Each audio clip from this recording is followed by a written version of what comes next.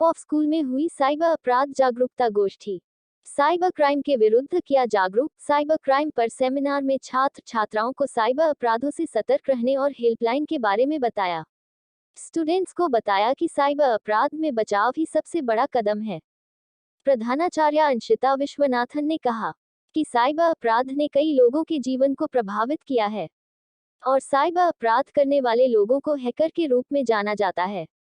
ऐसे लोग क्रेडिट या डेबिट कार्ड और बैंक डिटेल लेते हैं और उसके बारे में सारी जानकारी हासिल कर लेते हैं और आपके के बैंक खाते से पूरी रकम निकाल कर खाली कर देते हैं।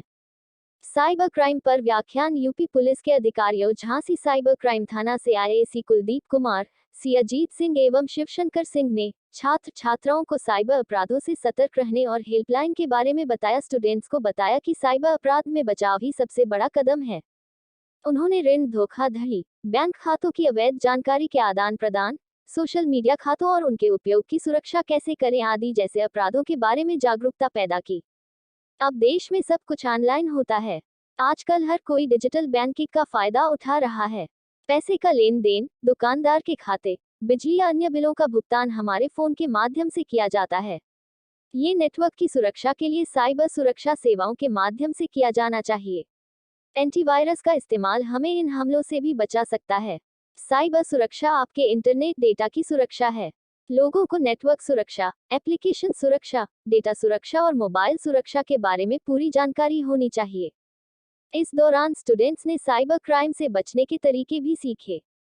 स्टूडेंट्स को सोशल मीडिया से लेकर बैंकिंग तक में होने वाली साइबर ठगी और उससे बचने के बारे में बताया।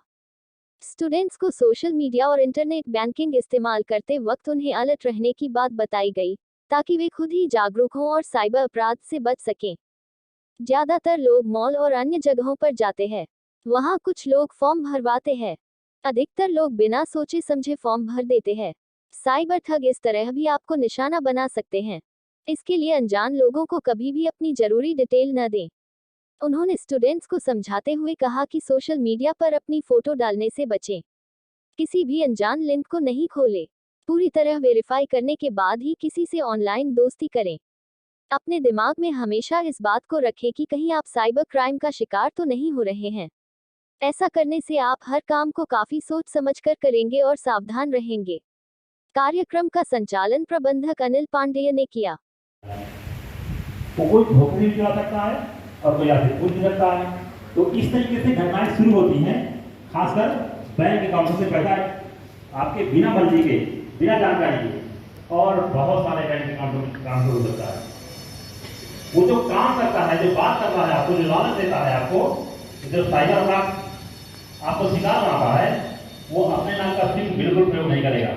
अपने नाम का सिम बिल्कुल नहीं प्रयोग करेगा। बहुत सारे सिम ऐसे हैं जो हमें पता नहीं है और हमारे नाम का सिम कोई दूसरा भी चला रहा है। जब कोई दूसरा भी सिम चला रहा है तो करेगा क्या? वो चला तो हो रहा है। जब हमारे पास शिकायत आएगी तो हम ढूंढेंगे तो मिलेगा कौन आदमी जिसके नाम का सिम होगा। जब वहाँ हम लोग पहुँचते हैं और पूछते हैं कि ये आपने ऐसा क्यों किया, तो कहता साहब ये सिम तो मैं कभी यूज नहीं किया।